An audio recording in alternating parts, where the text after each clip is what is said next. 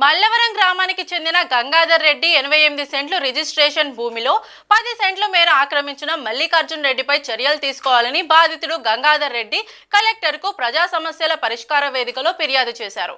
ఈ విషయాన్ని పలుమార్లు అధికారుల దృష్టికి తీసుకెళ్లాలని సర్వే చేయించి రాళ్లు వేసిన మల్లికార్జున్ రెడ్డి అతని అనుచరులు సర్వే రాళ్లు పీకివేస్తున్నారని ఆందోళన వ్యక్తం చేశారు.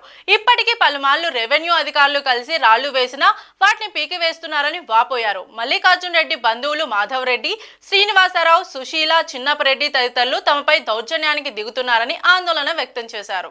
డైరెక్టర్ అండి, ఆయన నా స్థలాన్ని ఆక్రమించాడండి. ఆ రోజు నేను కలెక్టర్ గారికి కంప్లైంట్ చేశానండి. ఎంఆర్ఓ గారిని విజిట్ చేయించి క్లియర్ చేయమన్నారండి. రాళ్ళేసి మీకు నా కొలత చెప్పమన్నారండి.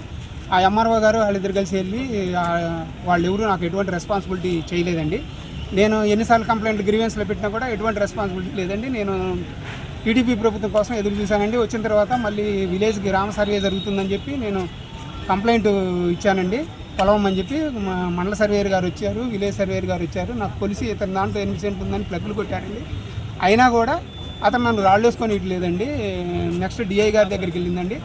ఆయన కూడా ప్లగ్లు పీకారని కంప్లైంట్ చేస్తే మీరు వెళ్ళి పోలీస్ స్టేషన్లో కంప్లైంట్ ఇవ్వన్నారండి. ఆల్రెడీ నల్బాల్ పోలీస్ స్టేషన్లో నేను కంప్లైంట్ ఇచ్చానండి. కంప్లైంట్ ఇచ్చినారు, కనీసం రసీదు కూడా నాకు ఇవ్వలేదు. మాకు స్టాఫ్ లేదన్నారండి మన పిఎం గారు వచ్చిన టైంలో. వాళ్ళు ఎటువంటి యాక్షన్ తీసుకోలేదండి. ఈయన మీద గతంలో 10 కేసుల దాకా నల్బాల్ పోలీస్ స్టేషన్లో ఏ కేసు కూడా నల్బాల్ స్టేషన్ పరిధి దాటలేదండి. ఒక్కటి కూడా అతని మీద విలేజ్ సెక్రటరీలు కూడా కంప్లైంట్లు పెట్టారండి. అవి కూడా ఇవి అన్నీ క్లోజ్ చేసేసారండి, సెటిల్ చేసేసారు. అతని కూతురు మీద కూడా అటెంప్ట్ మర్డర్ కేసు ఉందండి. అయినా కూడా ఎటువంటి కోర్టుకి కానీ ఎలా పెట్టలేదండి. రీసెంట్గా అతని అనుచరులతో ఏరూరు రాంకోటి రెడ్డి అండ్ అతని భార్య పద్మావతిని కూడా దాడి చేశారండి అతని అనుచరుల చేత. అలాగే నన్ను కూడా దాడి చేపిస్తామని బెదిరించారండి. నేను మొన్న ఒక 20 ప్లగ్లు పీకిన రోజు నేను ఎందుకు పీకారని అడగగా నా మీద దాడి చేయడానికి వచ్చారండి. నేను తప్పించుకున్నాను. సిఐ గారికి ఆన్ స్పాట్లో ఫోన్ చేశానని చూసి నన్ను వదిలేసి వెళ్ళిపోయారండి.